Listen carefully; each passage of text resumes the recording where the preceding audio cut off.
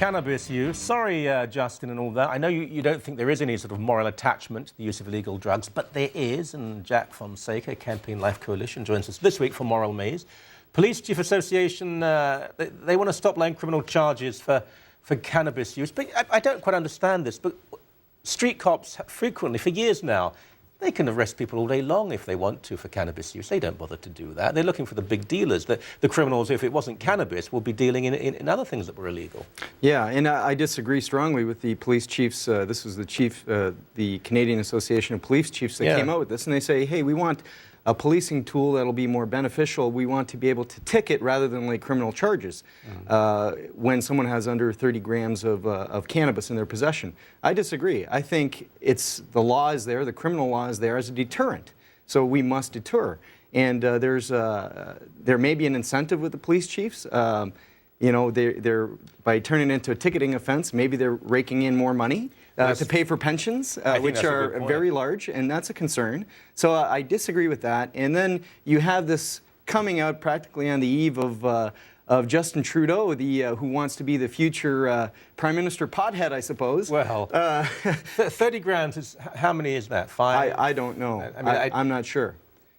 What I have learned over the years is that when police chiefs speak, when the Police Chiefs Association speaks, it seldom actually speaks for the vast majority of police officers who are out there doing the job. They're very political. Most cops aren't political. These guys they're looking to premiers and prime ministers and ministers rather than the ordinary serving officers. But I mean, I know enough cops to know that they will rarely arrest, charge for cannabis, small amounts of cannabis possession, unless there are other charges included. If they get some guy, a real lowlife, and they're charging him, and they can include this, they will. But if there's some kid who has a couple of joints on him, they're not going to charge him. They're simply not going to do it. But that's not the point. The point is I don't think they should be. I don't want a kid to get a criminal record for having a couple of joints on him. But that's not the point. Even if they don't charge, if it's there as a deterrent in the law, the law is a teacher, and it sends a lesson to society that this activity is wrong, it's harmful, it's dangerous. And cannabis is a dangerous gateway drugs to harder drugs like cocaine and heroin. And I personally know. I mean, I wasn't always a pro-life activist. I wasn't always a faithful Catholic. You were once a dedicated drug addict. No, I wasn't.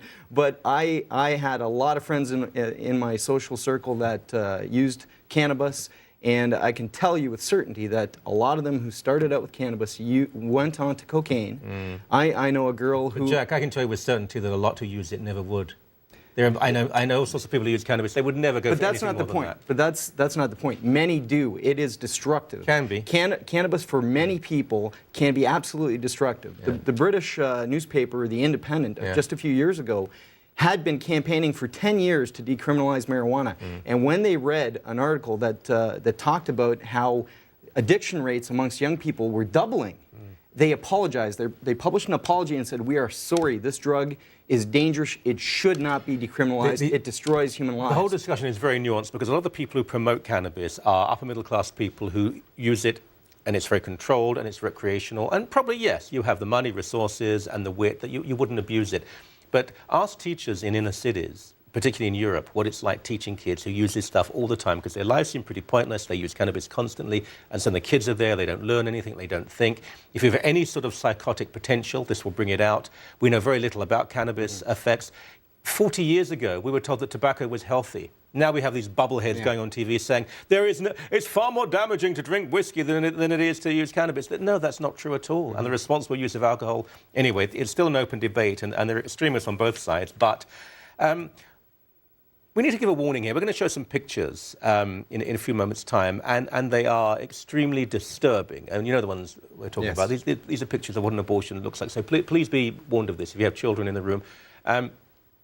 This is I think it's called the Show the Truth campaign. Yes. And there's a particular incident right now. We may disagree on this. I don't think, for example, children should see these pictures. I wouldn't want my children to see these pictures. Amongst adults, the reality of the situation, that's one thing. But to just have them on the street so that, I mean, I think we had one picture of a mother walking past with her child. But if my 7-year-old child saw that picture, I'd be very angry with the people who were showing it. Yeah, I agree with you that it's, I don't want young children to see it, but unfortunately, the scope of killings across this country and across the world with abortion is so massive, and the media protecting this institution of abortion by censoring information, by blocking information, by spinning the agenda to make it sound like it's a human rights, like a human right. Yeah. We need to do something, and I think we are justified at this point in history in showing graphic images to show people this is abortion. It's a dead baby. Where is this happening right now? This particular incident? In Peterborough. Right. It just occurred that there was a Show the Truth campaign where they showed large photos of actual aborted children, dead babies who've been chopped up by an abortionist. And in Peterborough, the local abortionist there organized a counter protest. And when the media came to her, she made the stunning statement, which I was blown away by. She said, "These graphic images are harmful to children. It's a psychological assault on children." She's an abortionist. She's an abortionist. So she can kill children, but you can't show pictures of her work. Her job is assaulting children in the womb. That's what she does. She butchers them and chops them up, commits assaults every day on the most defenseless children, and she has the gall to say something like that. I'm stunned by that. And there was a counter-demonstration.